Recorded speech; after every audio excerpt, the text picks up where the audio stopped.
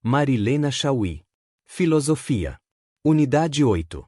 O mundo da prática. Capítulo 10. A política contra a servidão voluntária. A tradição libertária. As teorias socialistas modernas são herdeiras da tradição libertária, isto é, das lutas sociais e políticas populares por liberdade e justiça contra a opressão dos poderosos.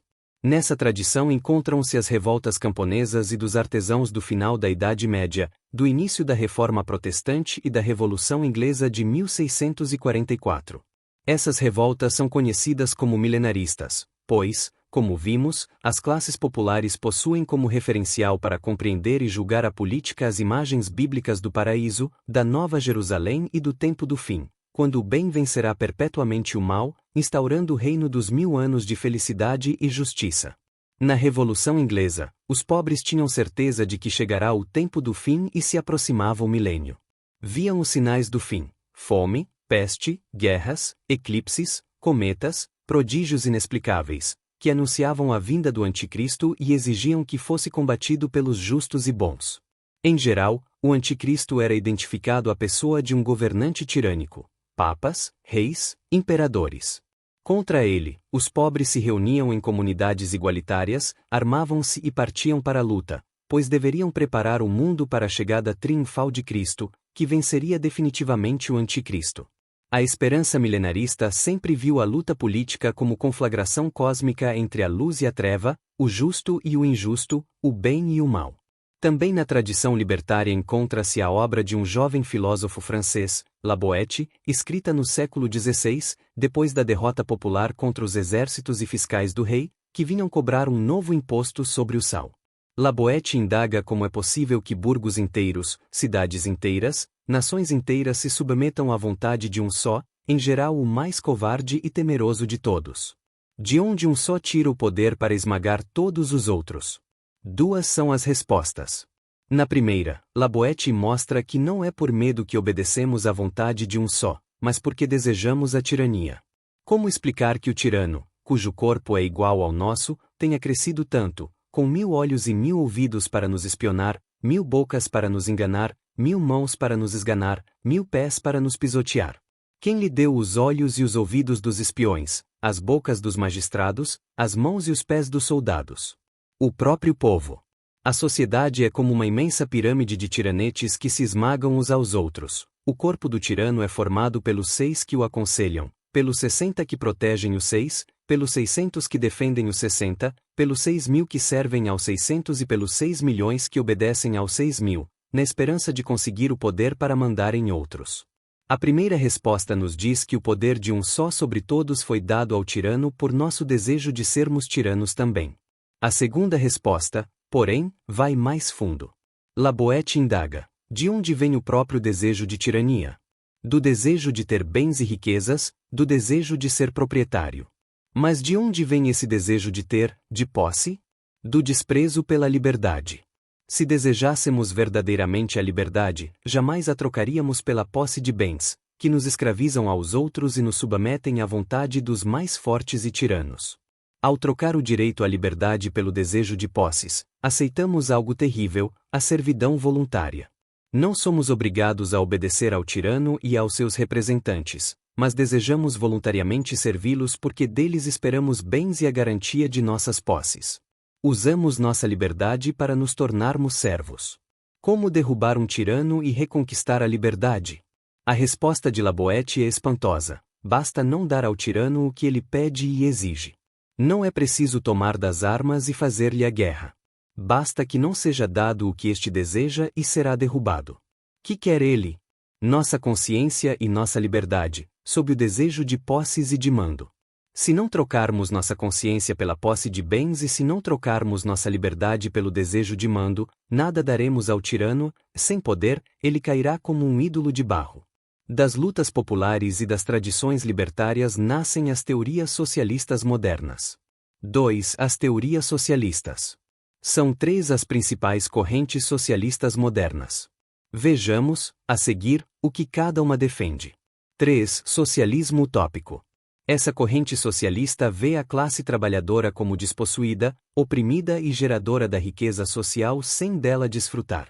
Para ela, os teóricos imaginam uma nova sociedade onde não existam a propriedade privada, o lucro dos capitalistas, a exploração do trabalho e a desigualdade econômica, social e política. Imaginam novas cidades, organizadas em grandes cooperativas geridas pelos trabalhadores e nas quais haja escola para todos, liberdade de pensamento e de expressão, igualdade de direitos sociais, moradia, alimentação, transporte, saúde, abundância e felicidade. As cidades são comunidades de pessoas livres e iguais que se autogovernam. Por serem cidades perfeitas, que não existem em parte alguma, mas que serão criadas pela vontade livre dos despossuídos, disse que são cidades utópicas e as teorias que as criaram são chamadas de utopias. Início da citação de Saint-Simon, abre aspas, a sociedade industrial é a que substituirá o regime feudal, e nela todos os homens trabalharão para o bem comum, conforme suas capacidades. Fecha aspas, Saint-Simon. Os principais socialistas utópicos foram os franceses Saint-Simon, Fourier, Proudhon, Louis Blanc e Banqui, e o inglês Owen. 4. Anarquismo. O principal teórico dessa corrente socialista foi o russo Bakunin, inspirado nas ideias socialistas de Proudhon. Seu ponto de partida é a crítica do individualismo burguês e do Estado liberal, considerado autoritário e antinatural. Como Rousseau, os anarquistas acreditam na liberdade natural e na bondade natural dos seres humanos e em sua capacidade para viver felizes em comunidades, atribuindo a origem da sociedade, os indivíduos isolados em luta, a propriedade privada e a exploração do trabalho, e a origem do Estado ao poder dos mais fortes, os proprietários privados, sobre os fracos, os trabalhadores. Contra o artificialismo da sociedade e do Estado, propõem o retorno à vida em comunidades autogovernadas, sem a menor hierarquia e sem nenhuma autoridade com poder de mando e direção. Afirmam dois grandes valores, a liberdade e a responsabilidade, em cujo nome propõem a descentralização social e política, a participação direta de todos nas decisões da comunidade, a formação de organizações de bairro, de fábrica, de educação, moradia, saúde e transporte. Propõem também que essas organizações comunitárias participativas formem federações nacionais e internacionais para a tomada de decisões globais, evitando, porém, a forma parlamentar de representação e garantindo a democracia direta. As comunidades e as organizações comunitárias enviam delegados às federações. Os delegados são eleitos para um mandato referente exclusivamente ao assunto que será tratado pela Assembleia da Federação. Terminada a Assembleia, o mandato também termina, de sorte que não há representantes permanentes. Visto que o delegado possui um mandato para expor e defender perante a Federação as opiniões e decisões de sua comunidade, se não cumprir o que lhe foi delegado, seu mandato será revogado e outro delegado será eleito. Como se observa, os anarquistas procuram impedir o surgimento de aparelhos de poder que conduzam à formação do Estado. Recusam, por isso, a existência de exércitos profissionais e defendem a tese do povo armado ou das milícias populares, que se formam numa emergência e se dissolvem tão logo o problema tenha sido resolvido. Consideram o Estado Nacional obra do autoritarismo e da opressão capitalista, por isso, contra ele, defendem o internacionalismo sem fronteiras, pois, início da citação de Bakunin, abre aspas, só o capital tem pátria e os trabalhadores são cidadãos do mundo. Fecha aspas, Bakunin. Os anarquistas são conhecidos como libertários, pois lutam contra todas as formas de autoridade e de autoritarismo.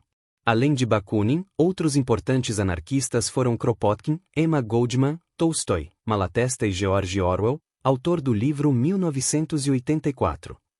5. Comunismo ou socialismo científico. Crítico não só do Estado liberal, mas também do socialismo utópico e do anarquismo, o comunismo encontra-se desenvolvido nas obras de Marx e Engels. 6. A perspectiva marxista. Com a obra de Marx, estamos colocados diante de um acontecimento comparável apenas ao de Maquiavel. Embora suas teorias sejam completamente diferentes, pois respondem a experiências históricas e a problemas distintos, ambos representam uma mudança decisiva no modo de conceber a política e a relação entre sociedade e poder. Maquiavel desmistificou a teologia política e o republicanismo italiano, que simplesmente pretendia imitar gregos e romanos. Marx desmistificou a política liberal. Marx parte da crítica da economia política. A expressão economia política é curiosa. Com efeito, A palavra economia vem do grego oikonomia, composta de dois vocábulos, oikos e nomos. Oikos é a casa ou família, entendida como unidade de produção, agricultura, pastoreio, edificações, artesanato, trocas de bens entre famílias ou trocas de bens por moeda. Nomos significa regra, acordo convencionado entre seres humanos e por eles respeitado nas relações sociais. Oikonomia é, portanto, o conjunto de normas de administração da propriedade patrimonial ou privada, dirigida pelo chefe da família, o despotes. Vimos que os gregos inventaram a política porque separaram o espaço privado, a oikonomia, e o espaço público das leis e do direito, a polis. Como, então, falar em economia política? Os dois termos não se excluem reciprocamente? A crítica da economia política consiste, justamente, em mostrar que, apesar das afirmações greco-romanas e liberais de separação entre a esfera privada da propriedade e a esfera pública do poder, a política jamais conseguiu realizar a diferença entre ambas. Nem poderia. O poder político sempre foi a maneira legal e jurídica pela qual a classe economicamente dominante de uma sociedade manteve seu domínio. O aparato legal e jurídico apenas dissimula o essencial, que o poder político existe como poderio dos economicamente poderosos, para servir a seus interesses e privilégios e garantir-lhes a dominação social. Divididas entre proprietários e não proprietários, trabalhadores livres, escravos, servos. As sociedades jamais foram comunidades de iguais e jamais permitiram que o poder político fosse compartilhado com os não proprietários. Porque a expressão economia política tornou-se possível na modernidade, doravante, visível? Porque a ideia moderna liberal de sociedade civil tornou explícita a significação da economia política, ainda que a ideologia liberal exista para esconder tal fato. De fato, a economia política surge como ciência no final do século XVIII e início do século XIX, na França e na Inglaterra, para combater as limitações que o antigo regime impunha ao capitalismo. As restrições econômicas próprias da sociedade feudal e o controle da atividade mercantil pelo Estado monárquico eram vistos como prejudiciais ao desenvolvimento da riqueza das nações. Baseando-se nos mesmos princípios que criaram o liberalismo político, a economia política é elaborada como liberalismo econômico. Diferentemente dos gregos, que definiram o homem como animal político, e diferentemente dos medievais, que definiram o homem como ser sociável, a economia política define o homem como indivíduo que busca a satisfação de suas necessidades, consumindo o que a natureza lhe oferece ou trabalhando para obter riquezas e bem-estar. Por ser mais vantajosa aos indivíduos a vida em comum, pactuam para criar a sociedade e o Estado. As ideias de Estado, de natureza e de direito natural conduziram a duas noções essenciais à economia política. A primeira é a noção de ordem natural racional, que garante a todos os indivíduos a satisfação de suas necessidades e seu bem-estar. A segunda é a noção de que, seja por bondade natural, seja por egoísmo, os homens agem em seu próprio benefício e interesse, assim fazendo, contribuem para o bem coletivo ou social. A propriedade privada é natural e útil socialmente, além de legítima moralmente, porque estimula o trabalho e combate o vício da preguiça. A economia política buscará as leis dos fenômenos econômicos na natureza humana e os efeitos das causas econômicas sobre a vida social. Visto que a ordem natural é racional e que os seres humanos possuem liberdade natural, a economia política deverá garantir que a racionalidade natural e a liberdade humana se realizem por si mesmas, sem entraves e sem limites. Para alguns economistas políticos, como Adam Smith, a concorrência, ou lei econômica da oferta e da procura, é responsável pela riqueza social e pela harmonia entre interesse privado e interesse coletivo. Início da citação de Smith, abre aspas, ao buscar apenas seu próprio ganho, o indivíduo é conduzido, como que por uma mão invisível, a promover um fim que não fazia parte de sua intenção. Fecha aspas, Smith. Para outros, como David Ricardo, as leis econômicas revelam antagonismos entre os vários interesses dos grupos sociais. Assim, por exemplo, a diferença entre o preço das mercadorias e os salários indica uma oposição de interesses na sociedade, de modo que a concorrência exprime esses conflitos sociais. Em ambos os casos, porém, a economia se realiza como sociedade civil capaz de se autorregular, sem que o Estado deva interferir na sua liberdade. Donde o liberalismo econômico fundando o liberalismo político. Marx indaga: o que é a sociedade civil? E responde: não é a manifestação de uma ordem natural racional nem o aglomerado conflitante de indivíduos, famílias, grupos, corporações, cujos interesses antagônicos seriam conciliados pelo contrato social, que instituiria a ação reguladora e ordenadora do Estado, expressão do interesse e da vontade gerais. A sociedade civil é o sistema de relações sociais que organiza a produção econômica, agricultura, indústria e comércio, realizando-se através de instituições sociais encarregadas de reproduzi-lo: família, igrejas, escolas, polícia, partidos políticos, meios de comunicação, entre outros. É o espaço onde as relações sociais e suas formas econômicas e institucionais são pensadas, interpretadas e representadas por um conjunto de ideias morais, religiosas, jurídicas, pedagógicas, artísticas, científico-filosóficas e políticas. A sociedade civil é o processo de constituição e reposição das condições materiais da produção econômica pelas quais são engendradas as classes sociais, os proprietários privados dos meios de produção e os trabalhadores ou não proprietários, que vendem sua força de trabalho como mercadoria submetida à lei da oferta e da procura no mercado de mão de obra. Essas classes sociais são antagônicas e seus conflitos revelam uma contradição profunda entre os interesses irreconciliáveis de cada uma delas, isto é, a sociedade civil se realiza como luta de classes. Sem dúvida, os liberais estão certos quando afirmam que a sociedade civil, por ser esfera econômica, é a esfera dos interesses privados, pois é exatamente isso o que ela é. O que é, porém, o Estado? Longe de diferenciar-se da sociedade civil e de separar-se dela, longe de ser a expressão da vontade geral e do interesse geral, o Estado é a expressão legal, jurídica e policial dos interesses de uma classe social particular, a classe dos proprietários privados dos meios de produção ou classe dominante. E o Estado não é uma imposição divina aos homens, nem é o resultado de um pacto ou contrato social, mas é a maneira pela qual a classe dominante de uma época e de uma sociedade determinadas garante seus interesses e sua dominação sobre o todo social. O Estado é a expressão política da luta econômico-social das classes, amortecida pelo aparato da ordem jurídica e da força pública, policial e militar.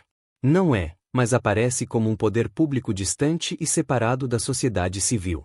Não por acaso, o liberalismo define o Estado como garantidor do direito de propriedade privada, não por acaso, reduz a cidadania aos direitos dos proprietários privados. A economia, portanto, jamais deixou de ser política. Simplesmente, no capitalismo, o vínculo interno e necessário entre economia e política tornou-se evidente. No entanto, se perguntarmos às pessoas que vivem no Estado liberal capitalista se, para elas, é evidente tal vínculo, certamente dirão que não. Porque o vínculo interno entre o poder econômico e o poder político permanece invisível aos olhos da maioria. Marx faz duas indagações. 1. Como surgiu o Estado? Isto é, como os homens passaram da submissão ao poder pessoal visível de um senhor à obediência ao poder impessoal invisível de um Estado. 2. Por que o vínculo entre o poder econômico e o poder político não é percebido pela sociedade, sobretudo, porque não é percebido pelos que não têm poder econômico nem político. 7. Antecedentes da teoria marxista. Antes de examinarmos as respostas de Marx a essas indagações, devemos lembrar um conjunto de ideias e de fatos, existentes quando ele iniciou seu trabalho teórico. Do ponto de vista dos fatos, estamos na era do desenvolvimento do capitalismo industrial, com a ampliação da capacidade tecnológica de domínio da natureza pelo trabalho e pela técnica. Essa ampliação aumenta também o campo de ação do capital, que passa a absorver contingentes cada vez maiores de pessoas no mercado da mão de obra e do consumo, rumando para o mercado capitalista mundial. A burguesia se organiza através do Estado liberal, enquanto os trabalhadores industriais ou proletários se organizam em associações profissionais e sindicatos para as lutas econômicas, salários e jornada de trabalho, sociais, condições de vida e políticas, reivindicação de cidadania. Greves, revoltas e revoluções eclodem em toda a parte, as mais importantes vindo a ocorrer na França em 1830, 1848 e 1871. No Brasil, em 1858, eclode a primeira greve dos trabalhadores, em 1878, a primeira greve dos trabalhadores do campo, em Amparo, Estado de São Paulo. Simultaneamente, consolida-se, em alguns países, ou inicia-se, em outros países, o Estado Nacional unificado e centralizado, definido pela unidade territorial e pela identidade de língua, religião, raça e costumes. O capital precisa de suportes territoriais e por isso leva à constituição das nações, forçando, pelas guerras e pelo direito internacional, a delimitação e a garantia de fronteiras, pelo aparato jurídico, policial e escolar, a unidade de língua, religião e costumes. Em suma, inventa-se a pátria ou nação, sob a forma de Estado Nacional. Como se observa, a nação não é natural, nem existe desde sempre, mas foi inventada pelo capitalismo, no século XIX. Do ponto de vista das ideias, além das teorias liberais e socialistas e da economia política, Hegel propõe uma filosofia política, a filosofia do direito. Hegel explica a gênese do Estado moderno sem recorrer à teoria do direito natural e do contrato social. O Estado surge como superação nacional das limitações que bloqueavam o desenvolvimento do espírito humano, o isolamento dos indivíduos na família e as lutas dos interesses privados na sociedade civil. O Estado absorve e transforma a família e a sociedade civil numa totalidade racional, mais alta e perfeita, que exprime o interesse e a vontade gerais. Por isso, é a realização mais importante, e a última, da razão na história, uma vez que supera os particularismos numa unidade universal, que, pelo direito, garante a ordem, a paz, a moralidade, a liberdade e a perfeição do espírito humano. A história é a passagem da família à sociedade civil e desta ao Estado, término do processo histórico. Esse processo é concebido como realização da cultura, isto é, da diferença e da separação entre natureza e espírito e como absorção da primeira pelo segundo. O processo histórico é desenvolvimento da consciência, que se torna cada vez mais consciente de si através das obras espirituais da cultura, isto é, das ideias que se materializam em instituições sociais, religiosas, artísticas, científico-filosóficas e políticas. O Estado é a síntese final da criação racional ou espiritual, expressão mais alta da ideia ou do espírito. Liberalismo político, liberalismo econômico ou economia política e idealismo político hegeliano formam o pano de fundo do pensamento de Marx, voltado para a compreensão do capitalismo e das lutas proletárias. Contra o liberalismo político, Marx mostrará que a propriedade privada não é um direito natural e o Estado não é resultado de um contrato social. Contra a economia política, mostrará que a economia não é expressão de uma ordem natural racional. Contra Hegel, mostrará que o Estado não é a ideia ou o espírito encarnados no real e que a história não é o movimento da consciência e suas ideias. 8. Gênese da sociedade e do Estado. Dissemos acima que Marx indaga como os homens passaram da submissão ao poder pessoal de um senhor à obediência ao poder impessoal do Estado. Para responder a essa questão, é preciso desvendar a gênese do Estado. Os seres humanos, escrevem Marx e Engels, distinguem-se dos animais não porque sejam dotados de consciência, animais racionais, nem porque sejam naturalmente sociáveis e políticos, animais políticos, mas porque são capazes de produzir as condições de sua existência material e intelectual. Os seres humanos são produtores, são o que produzem e são como produzem. A produção das condições materiais e intelectuais da existência não são escolhidas livremente pelos seres humanos, mas estão dadas objetivamente, independentemente de nossa vontade. Eis porque Marx diz que os homens fazem sua própria história, mas não a fazem em condições escolhidas por eles. São historicamente determinados pelas condições em que produzem suas vidas. A produção material e intelectual da existência humana depende de condições naturais, as do meio ambiente e as biológicas da espécie humana e da procriação. Esta não é apenas um dado biológico, a diferença sexual necessária para a reprodução, mas já é social, pois decorre da maneira como se dá o intercâmbio e a cooperação entre os humanos e do modo como é simbolizada psicologicamente e culturalmente a diferença dos sexos. Por seu turno, a maneira como os humanos interpretam e realizam a diferença sexual determina o modo como farão a divisão social do trabalho, distinguindo trabalhos masculinos, femininos, infantis e de velhice. A produção e a reprodução das condições de existência se realizam, portanto, através do trabalho, relação com a natureza, da divisão social do trabalho, intercâmbio e cooperação, da procriação, sexualidade e instituição da família, e do modo de apropriação da natureza, a propriedade.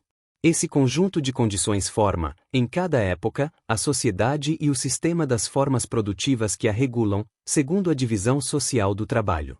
Essa divisão, que começa na família, com a diferença sexual das tarefas, prossegue na distinção entre agricultura e pastoreio, entre ambas e o comércio, conduzindo à separação entre o campo e a cidade. Em cada uma das distinções operam novas divisões sociais do trabalho. A divisão social do trabalho não é uma simples divisão de tarefas, mas a manifestação da existência da propriedade, ou seja, a separação entre as condições e os instrumentos do trabalho e o próprio trabalho, incidindo, a seguir, sobre a forma de distribuição dos produtos do trabalho. A propriedade introduz a existência dos meios de produção, condições e instrumentos de trabalho, como algo diferente das forças produtivas, trabalho. Analisando as diferentes formas de propriedade, as diferentes formas de relação entre meios de produção e forças produtivas, as diferentes formas de divisão social do trabalho decorrentes das formas de propriedade e das relações entre os meios de produção e as forças produtivas, é possível perceber a sequência do processo histórico e as diferentes modalidades de sociedade. A propriedade começa como propriedade tribal e a sociedade tem a forma de uma comunidade baseada na família. A comunidade é vista como a família ampliada a qual pertencem todos os membros do grupo. Nela prevalece a hierarquia definida por tarefas, funções, poderes e consumo. Essa forma da propriedade se transforma numa outra, a propriedade estatal, ou seja, propriedade do Estado, cujo dirigente determina o modo de relações dos sujeitos com ela. Em certos casos, como na Índia, na China e na Pérsia, o Estado é o proprietário único e permite as atividades econômicas mediante pagamento de tributos, impostos e taxas. Em outros casos, Grécia e Roma, o Estado cede, mediante certas regras, a propriedade às grandes famílias, que se tornam proprietárias privadas. A sociedade se divide, agora, entre senhores e escravos. Nos grandes impérios orientais, os senhores se ocupam da guerra e da religião. Na Grécia e em Roma, tornam-se cidadãos e ocupam-se da política, além de possuírem privilégios militares e religiosos. Vivem nas cidades em luta permanente com os que permaneceram no campo, bem como com os homens livres que trabalham nas atividades urbanas, artesanato e comércio, e com os escravos do campo e da cidade. A terceira forma de propriedade é a feudal, apresentando-se como propriedade privada da terra pelos senhores e propriedade dos instrumentos de trabalho pelos artesãos livres, membros das corporações dos burgos. A terra é trabalhada por servos da gleba e a sociedade se estrutura pela divisão entre nobreza fundiária e servos, no campo, e artesãos livres e aprendizes, na cidade. Entre elas surge uma figura intermediária, o comerciante. As lutas entre comerciantes e nobres, o desenvolvimento dos burgos, do artesanato e da atividade comercial conduzem à mudança que conhecemos, a propriedade privada capitalista. Essa nova forma de propriedade possui características inéditas e é uma verdadeira revolução econômica, porque realiza a separação integral entre proprietários dos meios de produção e forças produtivas, isto é, entre as condições e os instrumentos de trabalho e o próprio trabalho. Os proprietários privados possuem meios, condições e instrumentos do trabalho, possuem o controle da distribuição e do consumo dos produtos. No outro polo social, encontram-se os trabalhadores como massa de assalariados inteiramente expropriada dos meios de produção, possuindo apenas a força do trabalho, colocada à disposição dos proprietários dos meios de produção, no mercado de compra e venda da mão de obra. Essas diferentes formas da propriedade dos meios de produção e das relações com as forças produtivas ou de determinações sociais decorrentes da divisão social do trabalho constituem os modos de produção. Marx e Engels observaram que, a cada modo de produção, a consciência dos seres humanos se transforma. Descobriram que essas transformações constituem a maneira como, em cada época, a consciência interpreta, compreende e representa para si mesma o que se passa nas condições materiais de produção e reprodução da existência. Por esse motivo, afirmaram que, ao contrário do que se pensa, não são as ideias humanas que movem a história, mas são as condições históricas que produzem as ideias. Na obra Contribuição à Crítica da Economia Política, Marx escreve, início da citação de Karl Marx, abre aspas, o conjunto das relações de produção, que corresponde ao grau de desenvolvimento das forças produtivas materiais, constitui a estrutura econômica da sociedade, a base concreta sobre a qual se eleva uma superestrutura jurídica e política e à qual correspondem determinadas formas de consciência social. O modo de reprodução de vida material determina o desenvolvimento da vida social, política e intelectual em geral. Não é a consciência dos homens que determina o seu ser, é o seu ser social que, inversamente, determina sua consciência. Fecha aspas, Karl Marx, Contribuição à Crítica da Economia Política. É por afirmar que a sociedade se constitui a partir de condições materiais de produção e da divisão social do trabalho, que as mudanças históricas são determinadas pelas modificações naquelas condições materiais e naquela divisão do trabalho, e que a consciência humana é determinada a pensar as ideias que pensa por causa das condições materiais instituídas pela sociedade, que o pensamento de Marx e Engels é chamado de materialismo histórico. Materialismo porque somos o que as condições materiais, as relações sociais de produção, nos determinam a ser e a pensar. Histórico porque a sociedade e a política não surgem de decretos divinos nem nascem da ordem natural, mas dependem da ação concreta dos seres humanos no tempo. A história não é um progresso linear e contínuo, uma sequência de causas e efeitos, mas um processo de transformações sociais determinadas pelas contradições entre os meios de produção, a forma da propriedade e as forças produtivas, o trabalho, seus instrumentos, as técnicas. A luta de classes exprime tais contradições e é o motor da história. Por afirmar que o processo histórico é movido por contradições sociais, o materialismo histórico é dialético. As relações sociais de produção não são responsáveis apenas pela gênese da sociedade, mas também pela do Estado, que Marx designa como superestrutura jurídica e política, correspondente à estrutura econômica da sociedade. Qual a gênese do Estado? Conflitos entre proprietários privados dos meios de produção e contradições entre eles e os não proprietários, escravos, servos, trabalhadores livres. Os conflitos entre proprietários e as contradições entre proprietários e não proprietários aparecem para a consciência social sob a forma de conflitos e contradições entre interesses particulares e o interesse geral. Aparecem dessa maneira, mas não são realmente como aparecem. Em outras palavras, onde há propriedade privada, há interesse privado e não pode haver interesse coletivo ou geral. Os proprietários dos meios de produção podem ter interesses comuns, pois necessitam do intercâmbio e da cooperação para manter e fazer crescer a propriedade de cada um. Assim, embora estejam em concorrência e competição, precisam estabelecer certas regras pelas quais não se destruam reciprocamente nem as suas propriedades. Sabem também que não poderão resolver as contradições com os não proprietários e que estes podem, por revoltas e revoluções populares, destruir a propriedade privada. É preciso, portanto, que os interesses comuns entre os proprietários dos meios de produção e a força para dominar os não proprietários sejam estabelecidos de maneira tal que pareçam corretos, legítimos e válidos para todos. Para isso, criam o Estado como poder separado da sociedade, portador do direito e das leis, dotado de força para usar a violência na repressão de tudo quanto pareça perigoso à estrutura econômica existente.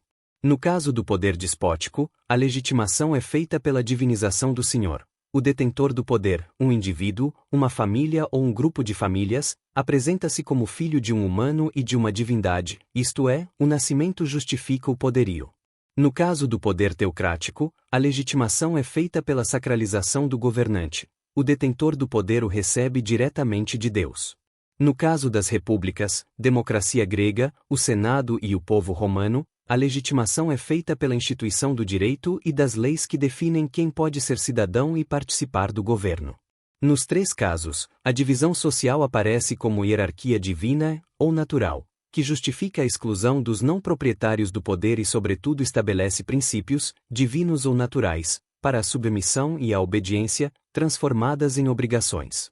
No caso do Estado moderno, como vimos, as ideias de Estado de natureza, direito natural, contrato social e direito civil fundam o poder político na vontade dos proprietários dos meios de produção, que se apresentam como indivíduos livres e iguais que transferem seus direitos naturais ao poder político, instituindo a autoridade do Estado e das leis. Eis porque o Estado precisa aparecer como expressão do interesse geral e não como senhorio particular de alguns poderosos. Os não proprietários podem recusar, como fizeram inúmeras vezes na história, o poder pessoal visível de um senhor, mas não o fazem quando se trata de um poder distante, separado, invisível e impessoal como o do Estado. Julgando que este se encontra a serviço do bem comum, da justiça, da ordem, da lei, da paz e da segurança, aceitam a dominação, pois não a percebem como tal. Resta a segunda indagação de Marx, qual seja, por que os sujeitos sociais não percebem o vínculo entre o poder econômico e o poder político? 9. A ideologia. Quando citamos o texto da Contribuição à Crítica da Economia Política, vimos que Marx afirma que a consciência humana é sempre social e histórica, isto é, determinada pelas condições concretas de nossa existência. Isso não significa, porém, que nossas ideias representem a realidade tal como está em si mesma. Se assim fosse, seria incompreensível que os seres humanos, conhecendo as causas da exploração, da dominação, da miséria e da injustiça, nada fizessem contra elas. Nossas ideias, historicamente determinadas, têm a peculiaridade de nascer a partir de nossa experiência social direta. A marca da experiência social é oferecer-se como uma explicação da aparência das coisas como se esta fosse a essência das próprias coisas. Não só isso. As aparências, ou aparecer social à consciência, são aparências justamente porque nos oferecem o mundo de cabeça para baixo. O que é causa parece ser efeito, o que é efeito parece ser causa. Isso não se dá apenas no plano da consciência individual, mas sobretudo no da consciência social, isto é, no conjunto de ideias e explicações que uma sociedade oferece sobre si mesma. Feuerbach estudará esse fenômeno na religião, designando-o com o conceito de alienação. Marx interessa-se por esse fenômeno porque o percebeu em outras esferas da vida social, por exemplo, na política, que leva os sujeitos sociais a aceitarem a dominação estatal porque não reconhecem quem são os verdadeiros criadores do Estado. Ele o observou também na esfera da economia. No capitalismo, os trabalhadores produzem todos os objetos existentes no mercado, todas as mercadorias. Após havê-las produzido, as entregam aos proprietários dos meios de produção, mediante um salário. Quando vão ao mercado não conseguem comprar essas mercadorias. Olham os preços, contam o dinheiro e voltam para casa de mãos vazias, como se o preço das mercadorias existisse por si mesmo e como se elas estivessem à venda porque surgiram do nada e alguém as decidiu vender. Em outras palavras, os trabalhadores não só não se reconhecem como autores ou produtores das mercadorias, mas ainda acreditam que elas valem o preço que custam e que não podem tê-las porque valem mais do que eles. Alienaram nos objetos seu próprio trabalho e não se reconhecem como produtores da riqueza e das coisas. A inversão entre causa e efeito, princípio e consequência, condição e condicionado leva à produção de imagens e ideias que pretendem representar a realidade. As imagens formam um imaginário social invertido, um conjunto de representações sobre os seres humanos e suas relações, sobre as coisas, sobre o bem e o mal, o justo e o injusto, os bons e os maus costumes, etc. Tomadas como ideias, essas imagens ou esse imaginário social constituem a ideologia. A ideologia é um fenômeno histórico-social decorrente do modo de produção econômico. À medida que, numa formação social, uma forma determinada da divisão social se estabiliza, se fixa e se repete, cada indivíduo passa a ter uma atividade determinada e exclusiva, que lhe é atribuída pelo conjunto das relações sociais, pelo estágio das forças produtivas e pela forma da propriedade. Cada um, por causa da fixidez e da repetição de seu lugar e de sua atividade, tende a considerá-los naturais. Por exemplo, quando alguém julga que faz o que faz porque tem talento ou vocação natural para isso. Quando alguém julga que, por natureza, os negros foram feitos para serem escravos. Quando alguém julga que, por natureza, as mulheres foram feitas para a maternidade e o trabalho doméstico. A naturalização surge sob a forma de ideias que afirmam que as coisas são como são porque é natural que assim sejam. As relações sociais passam, portanto, a serem vistas como naturais, existentes em si e por si, e não como resultados da ação humana. A naturalização é a maneira pela qual as ideias produzem alienação social, isto é, a sociedade surge como uma força natural estranha e poderosa, que faz com que tudo seja necessariamente como é: senhores por natureza, escravos por natureza, cidadãos por natureza, proprietários por natureza, assalariados por natureza, etc. A divisão social do trabalho, iniciada na família, prossegue na sociedade. À medida que esta se torna mais complexa, leva a uma divisão entre dois tipos fundamentais de trabalho: o trabalho material de produção de coisas e o trabalho intelectual de produção de ideias. No início, essa segunda forma de trabalho social é privilégio dos sacerdotes. Depois, torna-se função de professores e escritores, artistas e cientistas, pensadores e filósofos. Os que produzem ideias separam-se dos que produzem coisas, formando um grupo à parte. Pouco a pouco, à medida que vão ficando cada vez mais distantes e separados dos trabalhadores materiais, os que pensam começam a acreditar que a consciência e o pensamento estão, em si e por si mesmos, separados das coisas materiais, existindo em si e por si mesmos. Passam a acreditar na independência entre a consciência e o mundo material, entre o pensamento e as coisas produzidas socialmente.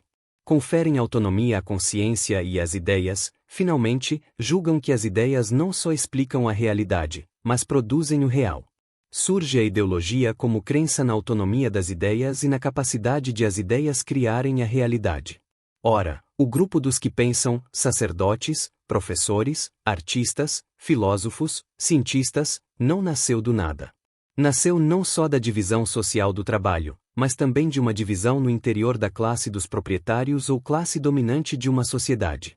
Como consequência, o grupo pensante, os intelectuais, pensa com as ideias dos dominantes, julga, porém, que tais ideias são verdadeiras em si mesmas e transformam ideias de uma classe social determinada em ideias universais e necessárias, válidas para a sociedade inteira.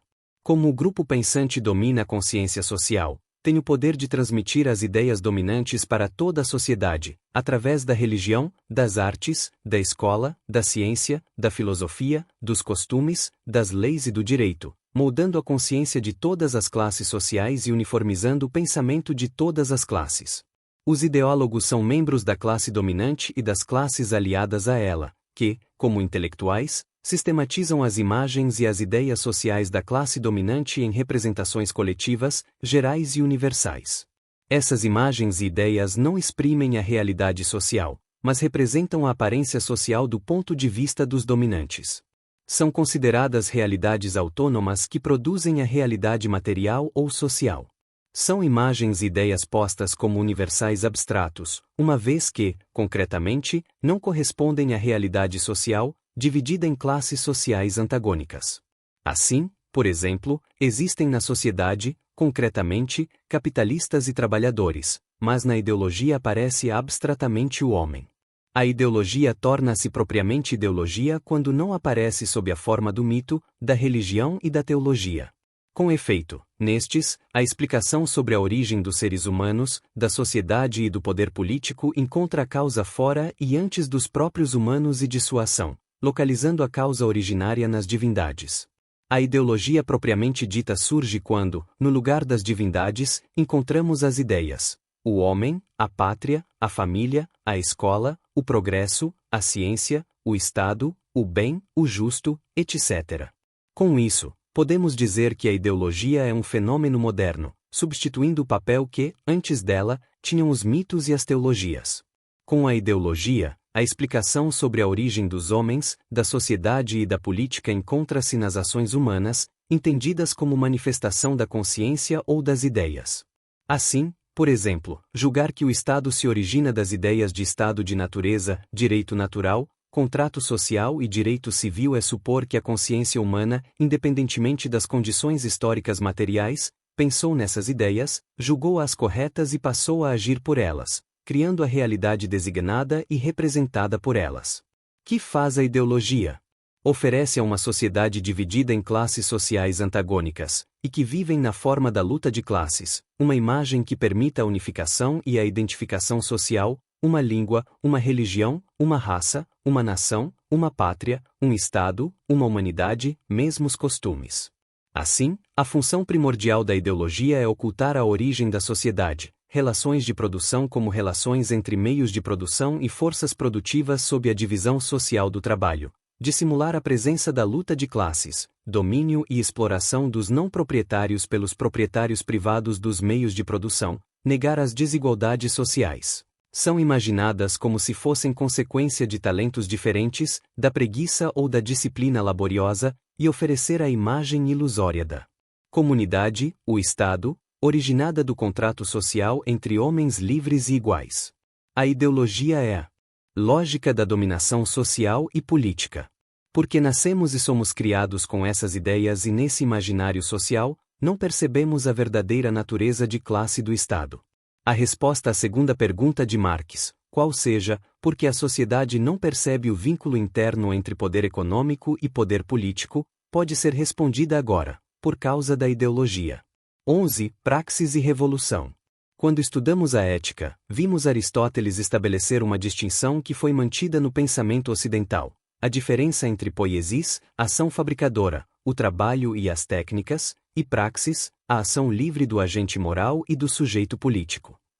Vimos também que Aristóteles valorizava muito mais a praxis do que a poiesis, o que é compreensível. De fato, a sociedade grega, onde vivia Aristóteles, era escravista, desvalorizando o trabalho como atividade inferior, se comparada à ação livre do cidadão, isto é, dos proprietários, de terra, do artesanato e do comércio. Liberdade, diziam gregos e romanos, é não precisar ocupar-se com as atividades de sobrevivência, mas dispor de ócio para cuidar da coisa pública. O desprezo pelo trabalho aparece em vários sintomas significativos. Não há, na língua grega, uma palavra para significar trabalho, usa-se a palavra ergon, obra, ou a palavra ponus, esforço penoso e doloroso. A palavra latina de onde trabalho deriva é tripalium, um instrumento de 3 estacas, destinado a prender bois e cavalos difíceis de ferrar, portanto, um instrumento de tortura. A outra palavra latina empregada para designar o trabalho é labor, que corresponde ao grego ponus, portanto, indica pena, fadiga, cansaço, dor, e é nesse sentido que se fala em trabalho de parto. Os homens livres dispõem de otium, lazer, e os não livres estão no negotium, negação de ócio, trabalho. O protestantismo, o capitalismo e o liberalismo não podem manter essa imagem do homem livre como homem desocupado, porque, como vimos, fazem o direito de propriedade repousar sobre o trabalho, trabalho de Deus, fazendo o mundo, propriedade do artífice divino, trabalho do homem, instituindo a legitimidade da propriedade privada dos meios de produção, isto é, das condições materiais do trabalho. O negócio, negotium, é a alma do capitalismo. No entanto, algo curioso acontece.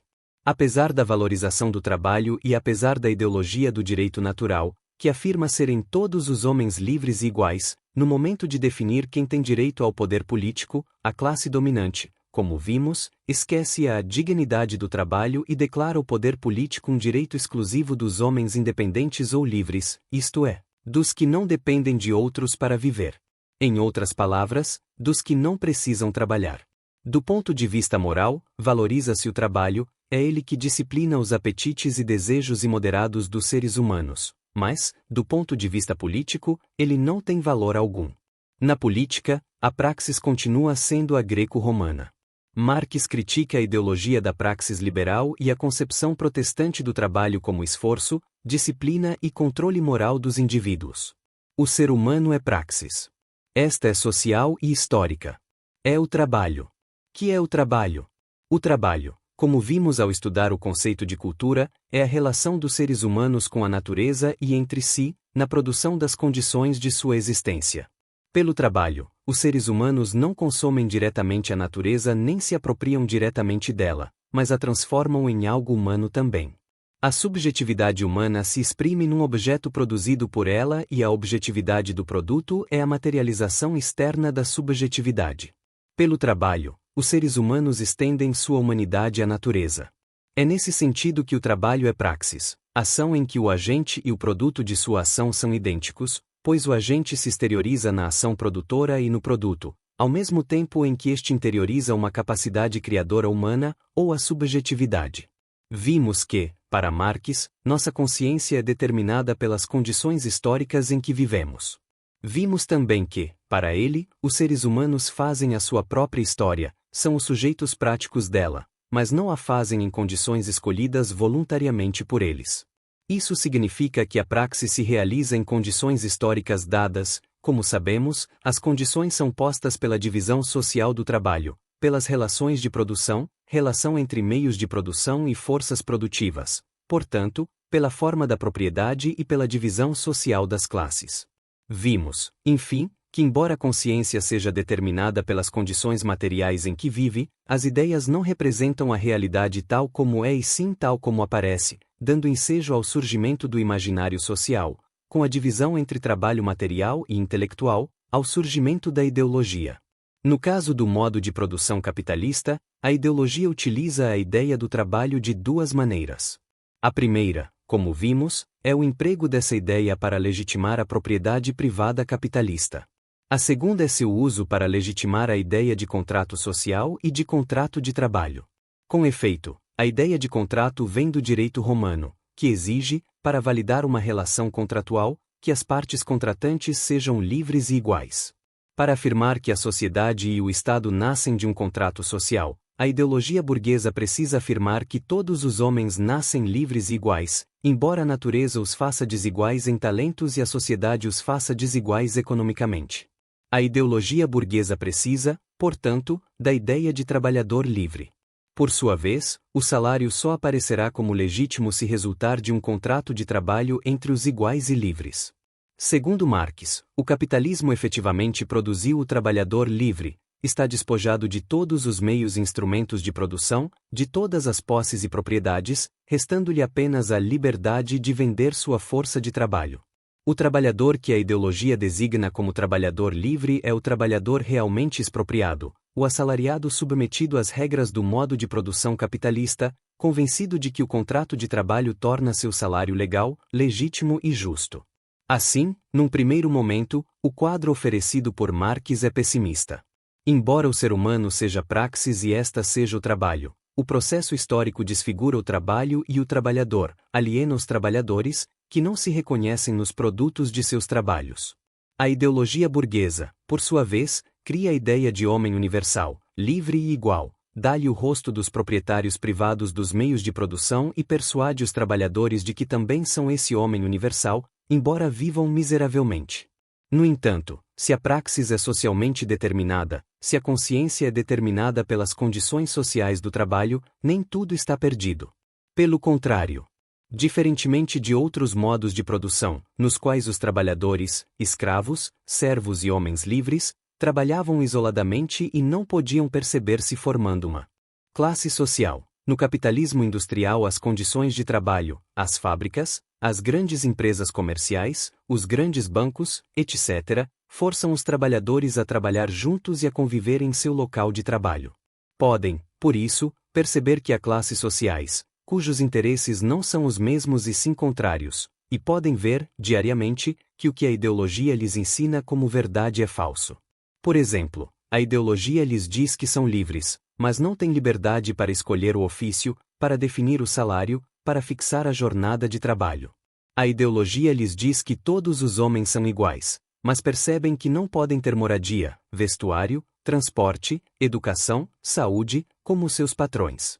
Assim, pelas próprias condições de sua praxis cotidiana, têm condições para duvidar do que lhes é dito e ensinado. São, porém, capazes de algo mais. O capital é uma propriedade privada diferente de todas as outras que existiram na história. De fato, as outras formas de propriedade davam riquezas aos seus proprietários, mas não davam lucro. Com o lucro obtido na venda dos produtos do trabalho, o capital se acumula, cresce, se desenvolve e se amplia. Pela primeira vez na história, surge uma forma da propriedade privada capaz de aumentar e desenvolver-se. Os trabalhadores podem, afinal, perguntar de onde vem a capacidade espantosa de crescimento do capital. Dizem os ideólogos que esse aumento vem do comércio, cujos lucros são investidos na produção. Nesse caso, por que os capitalistas não investem tudo no comércio, em vez de investir prioritariamente na indústria e na agroindústria? É que o lucro não vem da comercialização dos produtos para o consumo, mas nasce na própria esfera da produção, isto é, resulta da divisão social do trabalho e do tempo socialmente necessário para produzir alguma coisa. O que é o modo de produção capitalista? A produção de mercadorias, isto é, de produtos cujo valor não é determinado por seu uso, mas pelo seu valor de troca. Este é determinado pelo custo total para produzir uma mercadoria, custo da matéria-prima, dos instrumentos de trabalho, dos conhecimentos técnicos e dos salários. custo calculado a partir do tempo socialmente necessário para produzi-la, horas de trabalho, horas de transporte, horas de descanso para reposição das forças, horas necessárias para a extração da matéria-prima e seu transporte, horas necessárias para a fabricação das máquinas e outros instrumentos de trabalho, etc. Quem produz as mercadorias? Os trabalhadores assalariados, que vendem sua força de trabalho aos proprietários privados dos meios de produção. Como as vendem? Como uma mercadoria, entre outras. Qual o procedimento que regula a compra e venda da tal força de trabalho? O contrato de trabalho, que, sendo um contrato, pressupõe que as partes contratantes são livres e iguais, e, portanto, que é por livre e espontânea vontade que o trabalhador vende sua força de trabalho pelo salário. O que é o salário? O que é pago ao trabalhador para garantir sua subsistência e a reprodução de sua força de trabalho, alimentação, moradia, vestuário e condições para procriar. Quanto vale a mercadoria trabalhador, isto é, quanto vale o salário? A economia política afirma que o salário corresponde aos custos e ao preço da produção de uma mercadoria. Calcula-se, assim, o que o trabalhador precisa para manter-se e reproduzir-se, deduzindo-se esse montante do custo total da produção e determinando o salário. Na realidade, porém, não é o que ocorre.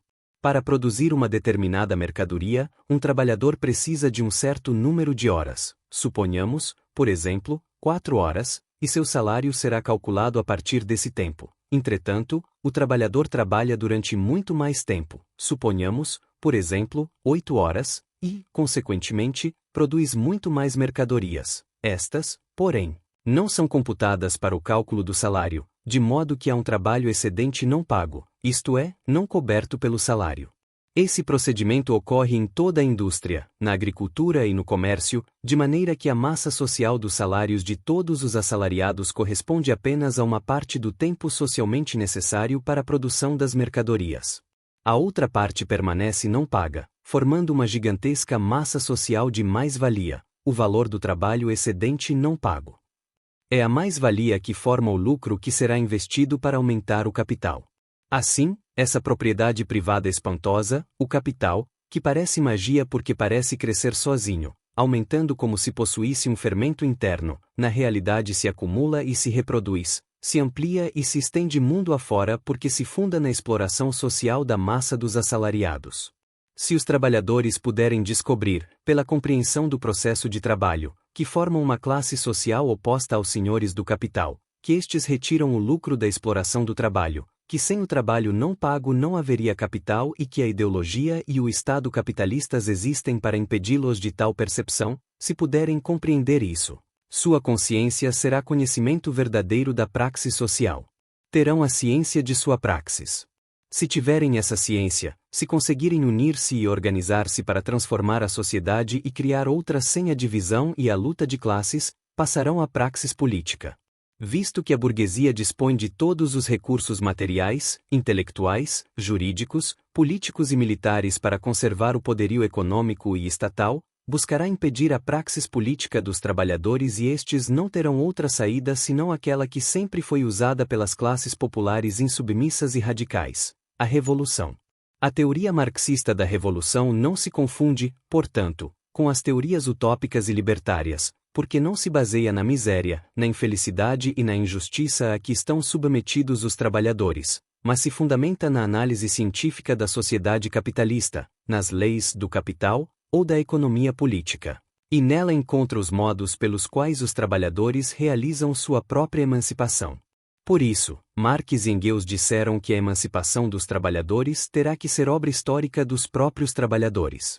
A sociedade comunista, sem propriedade privada dos meios de produção, sem classes sociais, sem exploração do trabalho, sem poder estatal, livre e igualitária, resulta, portanto, da praxis revolucionária da classe trabalhadora.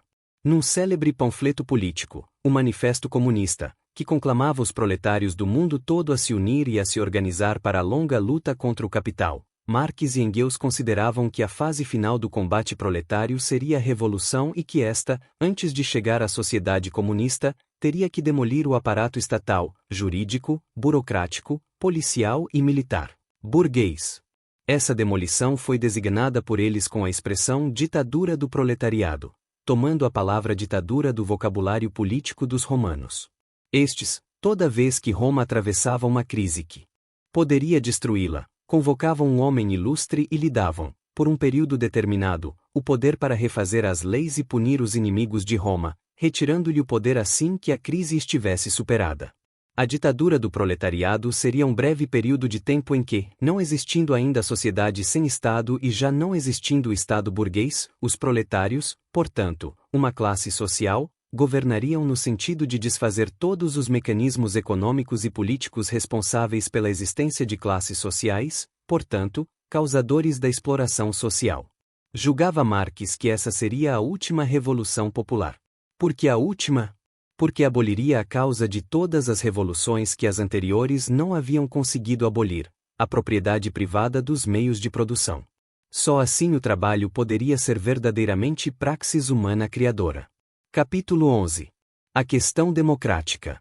2. A Revolução de Outubro. Em outubro de 1917, contra toda expectativa marxista, tem lugar a Revolução Russa, sob a liderança do Partido Bolchevique.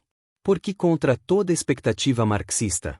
Porque Marx julgara que a revolução proletária só poderia realizar-se quando as contradições internas ao capitalismo esgotassem as possibilidades econômicas e políticas da burguesia e o proletariado, através da revolução, instaurasse a nova sociedade comunista. Em termos marxistas, a revolução proletária deveria acontecer nos países de capitalismo avançado, como a Inglaterra, a França e a Alemanha. Era essencial para a teoria da praxis revolucionária o pleno desenvolvimento do capitalismo, pois isso significava que a infraestrutura econômica, o avanço tecnológico e o grau de organização da classe trabalhadora preparariam a grande mudança histórica. Não era concebível, portanto, a revolução na Rússia, que vivia sob o antigo regime, a monarquia por direito divino, absoluta ou czarista. Era majoritariamente pré-capitalista, com pequeno desenvolvimento do capitalismo em alguns centros urbanos, promovido não pela burguesia, quase inexistente, mas pelo próprio Estado e pelo capital externo, inglês, francês e alemão, sem forte consciência e organização proletárias. Foi ali, porém, que aconteceu a primeira revolução proletária, antecedida por duas revoluções menores, a de 1905, que instaurou o parlamento com partidos políticos da burguesia liberal, e a de fevereiro de 1917, que proclamou a República e convocou uma Assembleia Constituinte, mas cujo governo provisório não realizou as reformas prometidas e prosseguiu na guerra contra a Alemanha, provocando reação popular e rebelião das tropas. Nas circunstâncias russas, o grande sujeito revolucionário não pôde ser a classe proletária organizada, mas teve que ser uma vanguarda política, liderada por intelectuais acostumados às lutas clandestinas, o Partido Bolchevique ou a fração majoritária do Partido Social-Democrata, que iria tornar-se o Partido Comunista Russo. Que dificuldades enfrentou a Revolução de Outubro? As dificuldades previsíveis, que toda revolução comunista enfrentaria, isto é, a reação militar e econômica do capital, sob a forma de guerra civil e de boicote econômico internacional. A existência da Primeira Guerra Mundial, que não só depauperou a precária economia russa, mas também permitiu que os poderes capitalistas enviassem tropas para auxiliar a contra-revolução, o chamado Exército dos Brancos. O fracasso da Revolução Comunista Alemã, em 1919, da qual se esperava não só apoio para o desenvolvimento da sociedade socialista russa, mas também que fosse o estupim da Revolução Proletária Mundial. Esta, se ocorresse, livraria a Revolução Russa do isolamento, do boicote capitalista internacional e da ameaça permanente de invasão militar capitalista. A ausência de forte consciência política e organização operárias num país majoritariamente camponês e no qual as atividades políticas tinham sido necessariamente obra de grupos clandestinos, formados sobretudo por intelectuais e estudantes. O contingente revolucionário mais significativo que os bolcheviques conseguiram não veio do proletariado organizado, mas das tropas, exército e marinha, rebeladas contra a Guerra Mundial, iniciada em 1914. A militarização, inevitável em toda revolução, no caso da Rússia institucionalizou-se como organização do Partido Bolchevique. A ausência de economia capitalista desenvolvida que houvesse preparado a infraestrutura econômica e a organização sociopolítica para a nova sociedade. A revolução teve que realizar duas revoluções numa só, a burguesa, de destruição do antigo regime, e a comunista, contra a burguesia. Essa situação, somada à ruína econômica causada pela guerra e pela continuação da guerra civil, bem como ao boicote do capitalismo internacional, obrigaram ao chamado comunismo de guerra, que transformou a ditadura do proletariado em ditadura do Partido Bolchevique, para a instauração de uma nova forma inesperada de capitalismo, o capitalismo de Estado, considerado etapa socialista para a futura sociedade comunista. Em outras palavras, a estatização da economia substituiu a abolição do Estado, prevista pelo Manifesto Comunista. Assenhoreando-se do Estado, o Partido Bolchevique criou um poderoso aparato militar e burocrático, que, evidentemente, entrou em conflito com os conselhos populares de operários, camponeses e soldados, os sovietes, pois estes haviam se organizado para realizar o autogoverno de uma sociedade sem Estado. Os sovietes foram sendo dizimados e substituídos por órgãos do Partido Bolchevique, deles restando apenas o nome, que seria colado ao de República Socialista Soviética. Em 1923, o Partido Bolchevique está profundamente dividido entre a posição de Trotsky, que critica a burocratização e propõe a tese da revolução permanente, e a de Stalin, que conseguirá galgar o posto de secretário-geral do partido, acumulando enormes poderes em suas mãos. Doente, Lenin escreve um testamento político no qual sugere o afastamento de Stalin, alertando para o perigo de seu autoritarismo. Não foi, porém, atendido. Morre em janeiro de 1924. Valendo-se do cargo e colocando a direção partidária contra Trotsky, Stalin assume o poder do Estado. Sob sua orientação, embora ficasse nos bastidores, as principais lideranças da revolução foram expulsas do partido. Trotsky foi banido, em 1940, assassinado por um agente stalinista, no México. Com a tese socialismo num só país, portanto oposta à tese marxista do internacionalismo proletário e da Revolução Mundial, Stalin implanta a força coletivização da economia, sob a direção do Estado e do partido. Exerce controle militar, policial e ideológico sobre toda a sociedade, institui o culto à personalidade. Em 1936, começa os grandes expurgos políticos, conhecidos como processos de Moscou.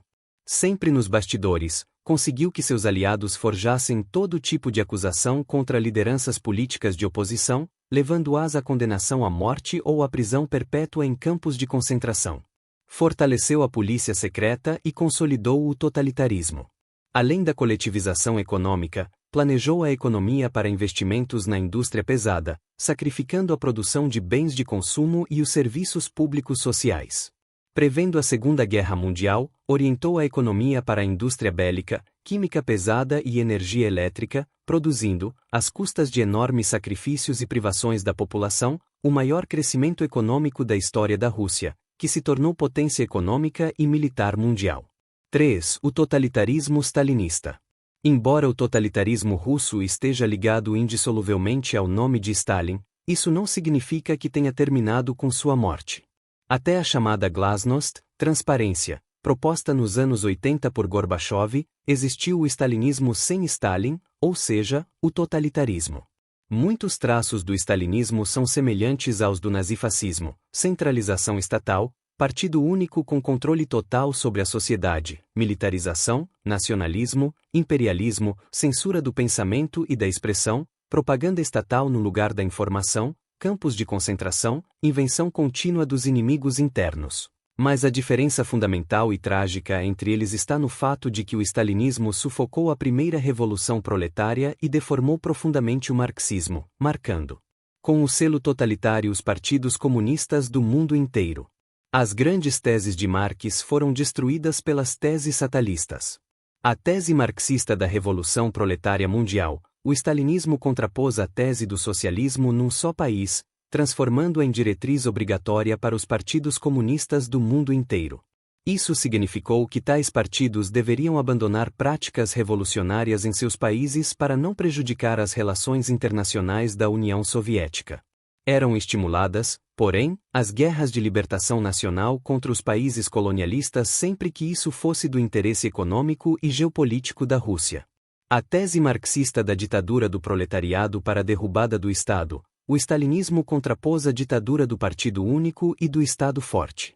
A tese marxista da abolição do Estado na sociedade comunista sem classes sociais contrapôs o agigantamento do Estado, a absorção da sociedade pelo aparelho estatal e pelos órgãos do partido, cuja burocracia constituiu-se numa nova classe dominante, com interesses e privilégios próprios.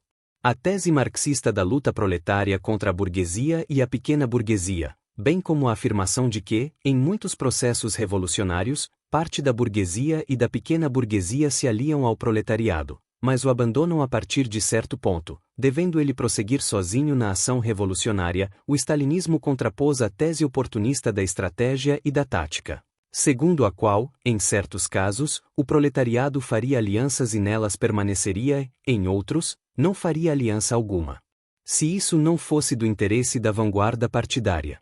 A tese marxista do internacionalismo proletário, proletários de todos os países, univos, dizia o Manifesto Comunista, contrapôs o nacionalismo e o imperialismo russos, primeiro invadindo e dominando a Europa Oriental e depois os países asiáticos não dominados pela China.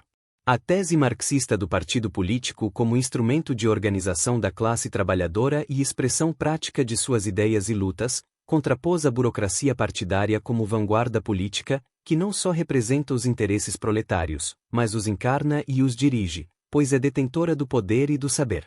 A tese marxista da relação indissolúvel entre as ideias e as condições materiais, isto é, entre teoria e prática, que permitia o desenvolvimento da consciência crítica da classe trabalhadora, contrapôs a propaganda estatal, a ideologia do chefe como pai dos povos, o controle da educação e dos meios de comunicação pelo partido e pelo Estado.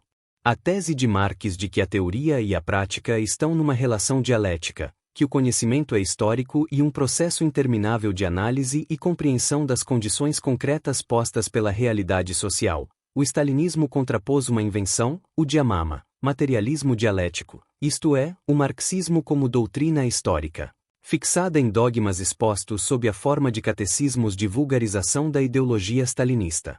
Foi tão longe nisso que considerou função do Estado definir o pensamento correto. Para tanto, os intelectuais do partido foram encarregados de determinar as linhas corretas para a filosofia, as ciências e as artes. Instituiu-se a psicologia oficial, a medicina e a genética oficiais, a literatura, a pintura, a música e o cinema oficiais, a filosofia e a ciência oficiais, encarregando-se a polícia secreta de queimar obras, prender, torturar, assassinar ou enviar para campos de concentração os dissidentes ou desviantes. Os herdeiros de Stalin foram mais longe, consideravam que, como o partido e o Estado dizem a verdade absoluta, os desvios intelectuais, artísticos e políticos eram sintomas de distúrbios psíquicos e de loucura, enviando os dissidentes para hospitais psiquiátricos. A tese marxista de que a classe trabalhadora é sujeito de sua própria história quando toma consciência de sua situação e luta contra ela, aprendendo com a memória dos combates e a tradição das derrotas, o stalinismo contrapôs a ideia de história oficial da classe proletária, identificada com a história do Partido Comunista e com a interpretação dada por este último aos acontecimentos históricos, roubando assim dos trabalhadores o direito à memória. A tese marxista de que os inimigos da classe trabalhadora não são indivíduos dessa ou daquela classe, mas uma outra classe social enquanto classe, contrapôs a ideia de inimigos do povo saídos do seio do próprio povo como inimigos de sua própria classe, porque são agentes estrangeiros infiltrados no seio do povo uno, indiviso, bom e homogêneo. A tese de Marx da nova sociedade como concretização da liberdade, da igualdade, da abundância, da justiça e da felicidade, o stalinismo contrapôs o operário modelo e o militante exemplar, acostumados à obediência cega aos comandos do Estado e do partido e à hierarquia social imposta por eles. Viver pelo e para o Estado e o partido tornaram-se sinônimos de felicidade, liberdade e justiça. A transformação das ideias e práticas fatalistas em instituições sociais fez com que o stalinismo não fosse um acontecimento de superfície, que pudesse ser apagado com a morte de Stalin. Pelo contrário, foi instituída uma nova formação social, que modelou corpos, corações e mentes e que só desapareceu, parcialmente, no fim dos anos 80 e inícios dos 90. Porque a crise econômica, provocada pelo delírio armamentista, fez emergirem contradições sufocadas durante 70 anos. 4. A democracia como ideologia. Dois acontecimentos políticos marcaram o período posterior à Segunda Guerra Mundial, a Guerra Fria e o surgimento do Estado do Bem-Estar Social, Welfare State. A Guerra Fria foi a divisão geopolítica, econômica e militar entre dois grandes blocos, o bloco capitalista, sob a direção dos Estados Unidos, e o bloco comunista, sob a direção da União Soviética e da China. Uma das principais razões para essa divisão foi militar, isto é, a invenção da bomba atômica, que punha fim às guerras convencionais. Inicialmente, cada bloco julgava que a posse de armamentos nucleares lhe daria mais poder para eliminar o outro. Pouco a pouco, porém, a chamada corrida armamentista deixou de visar diretamente a guerra, voltando-se para a intimidação recíproca dos adversários, limitando suas ações imperialistas. Finalmente, percebeu-se que uma guerra não convencional ou nuclear teria resultado zero, ou seja, não teria vencedores, pois o planeta seria inteiramente destruído. Antes, porém, que se chegasse a essa conclusão, a Guerra Fria definiu o alinhamento político e econômico de todos os países à volta dos dois blocos hegemônicos. O Estado do Bem-Estar Social, Welfare State, foi implantado nos países capitalistas avançados do hemisfério norte como defesa do capitalismo contra o perigo do retorno do nazifascismo e da Revolução Comunista. A crise econômica gerada pela guerra, as críticas nazifascista e socialista ao liberalismo, a imagem da sociedade socialista em construção na União Soviética e na China, fazendo com que os trabalhadores encontrassem nelas, ignorando o que ali realmente se passava, um contraponto para as desigualdades e injustiças do capitalismo. Tudo isso levou a prática política a afirmar a necessidade de alterar a ação do Estado, corrigindo os problemas econômicos e sociais. O Estado passa a intervir na economia, investindo em indústrias estatais, subsidiando empresas privadas na indústria, na agricultura e no comércio, exercendo controle sobre preços, salários e taxas de juros. Assume para si um conjunto de encargos sociais ou serviços públicos sociais, saúde, educação, moradia, transporte, previdência social, seguro-desemprego. Atende demandas de cidadania política, como o sufrágio universal. Sob os efeitos da Guerra Fria e do Estado do Bem-Estar Social, o bloco capitalista procurou impedir, nos países economicamente subdesenvolvidos ou do Terceiro Mundo, América Latina, África, Oriente Médio, rebeliões populares que desembocassem em revoluções socialistas.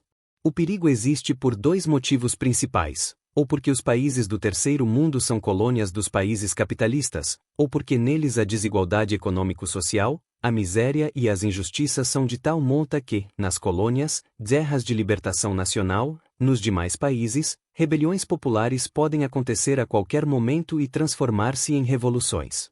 O caso de Cuba, em 1958, evidenciou essa possibilidade. Os países mais fortes do bloco capitalista adotaram duas medidas: através do Banco Mundial e do Fundo Monetário Internacional, FMI, fizeram empréstimos aos estados do Terceiro Mundo para investir nos serviços sociais e em empresas estatais, e, através dos serviços de espionagem e das Forças Armadas, ofereceram ajuda militar para reprimir revoltas e revoluções. Com isso, estimularam, sobretudo a partir dos anos 60, a proliferação de ditaduras militares e regimes autoritários no Terceiro Mundo, como foi o caso do Brasil. No centro do discurso político capitalista encontra-se a defesa da democracia. Vimos que as formações sociais totalitárias cresceram à sombra da crítica à democracia liberal, considerada responsável pela desordem e caos socioeconômicos, porque abandona à sociedade a cobiça ilimitada dos ricos e poderosos. A democracia é o mal. Por seu turno, na luta contra os totalitarismos, os estados capitalistas afirmaram tratar-se do combate entre a opressão e a liberdade, a ditadura e a democracia. A democracia é o bem. Nos dois casos, a democracia, erguida ora como mal, ora como bem, deixava de ser encarada como forma da vida social para tornar-se um tipo de governo e um instrumento ideológico para esconder o que ela é, em nome do que ela vale. Tanto assim que os grandes estados capitalistas, campeões da democracia, não tiveram dúvida em auxiliar a implantação de regimes autoritários, portanto antidemocráticos, toda vez que lhes pareceu conveniente.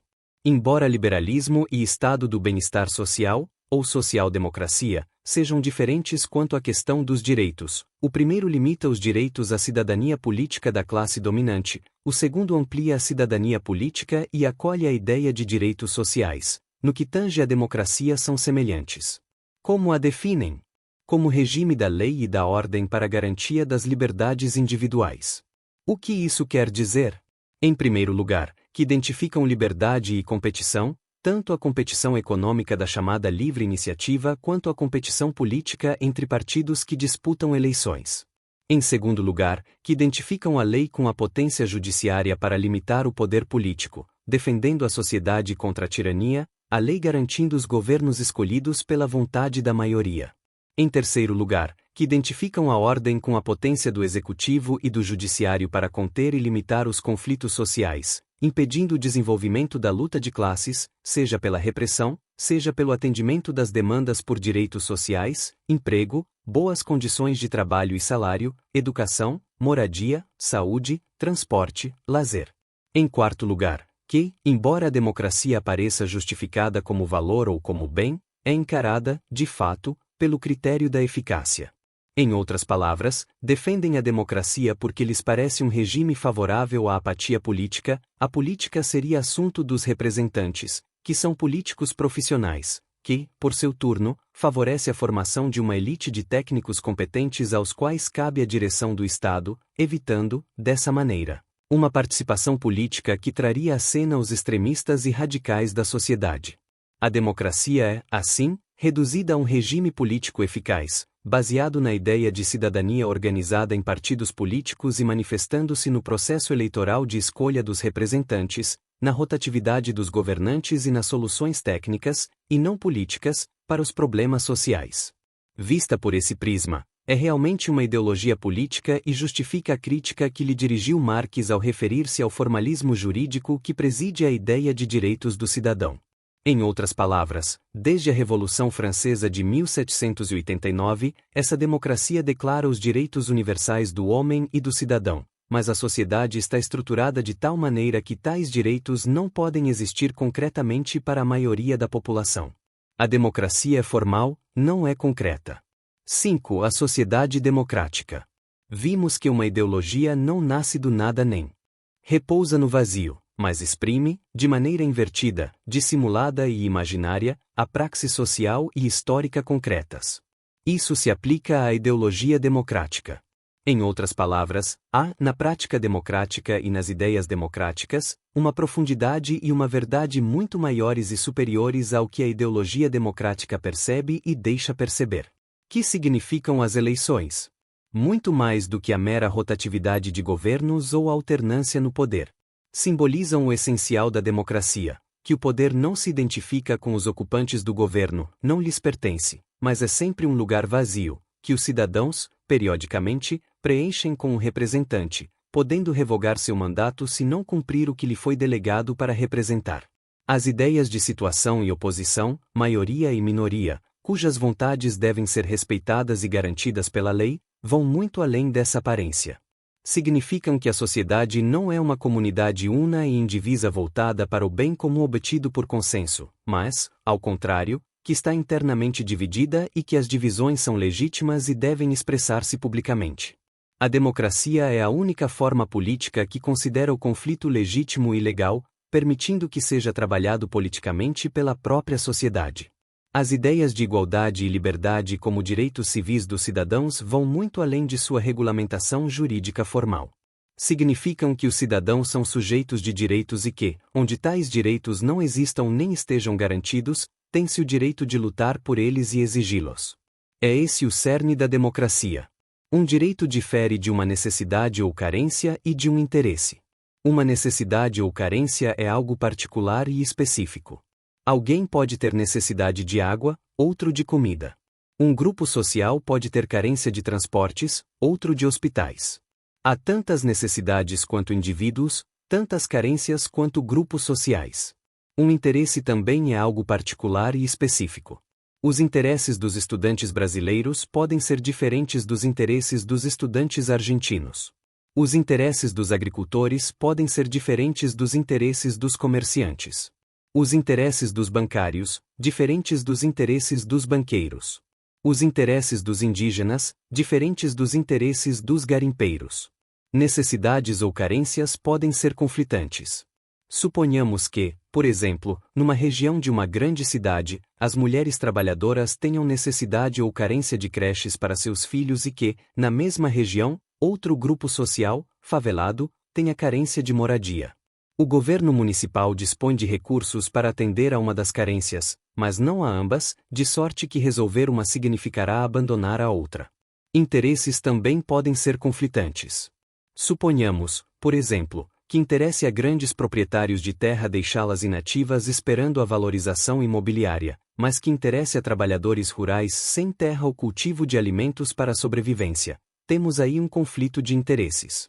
Suponhamos que interesse aos proprietários de empresas comerciais estabelecer um horário de trabalho que aumente as vendas, mas que interesse aos comerciários outro horário, no qual possam dispor de horas para estudar, cuidar da família e descansar.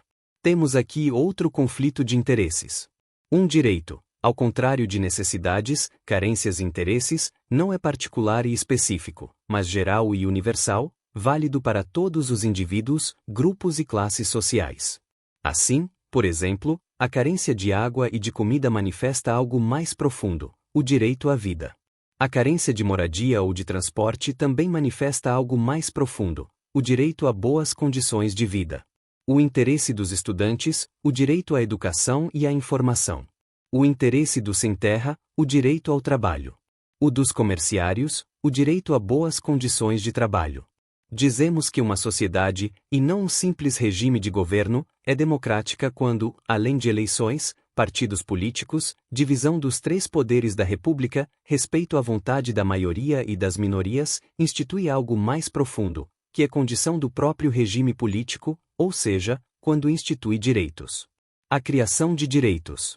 Quando a democracia foi inventada pelos atenienses, criou-se a tradição democrática como instituição de três direitos fundamentais que definiam o cidadão: igualdade, liberdade e participação no poder. Igualdade significava, perante as leis e os costumes da polis, todos os cidadãos possuem os mesmos direitos e devem ser tratados da mesma maneira. Por esse motivo, Aristóteles afirmava que a primeira tarefa da justiça era igualar os desiguais, seja pela redistribuição da riqueza social, seja pela garantia de participação no governo.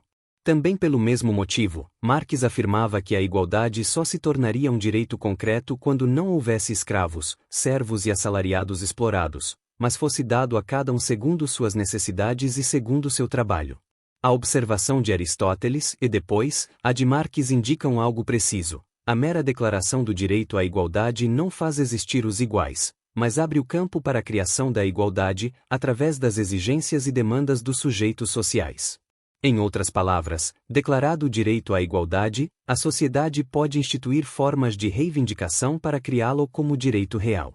Liberdade significava: todo cidadão tem o direito de expor em público seus interesses e suas opiniões, vê-los debatidos pelos demais e aprovados ou rejeitados pela maioria, devendo acatar a decisão tomada publicamente. Na modernidade, com a Revolução Inglesa de 1644 e a Revolução Francesa de 1789, o direito à liberdade ampliou-se. Além da liberdade de pensamento e de expressão, passou a significar o direito à independência para escolher o ofício, o local de moradia, o tipo de educação, o cônjuge, em suma, a recusa das hierarquias fixas, supostamente divinas ou naturais. Acrescentou-se, em 1789, um direito de enorme importância, qual seja, o de que todo indivíduo é inocente até prova em contrário, que a prova deve ser estabelecida perante um tribunal e que a liberação ou punição devem ser dadas segundo a lei. Com os movimentos socialistas, a luta social por liberdade ampliou ainda mais esse direito, acrescentando-lhe o direito de lutar contra todas as formas de tirania, censura e tortura e contra todas as formas de exploração e dominação social, econômica, cultural e política. Observamos aqui o mesmo que na igualdade. A simples declaração do direito à liberdade não a institui concretamente, mas abre o campo histórico para a criação desse direito pela praxis humana.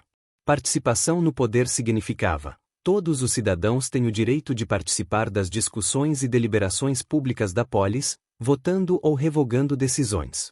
Esse direito possuía um significado muito preciso.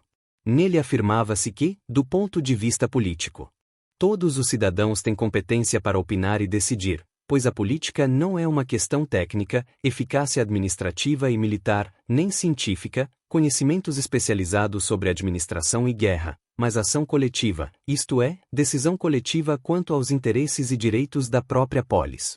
A democracia ateniense, como se vê, era direta. A moderna, porém, é representativa. O direito à participação tornou-se, portanto, indireto, através da escolha de representantes.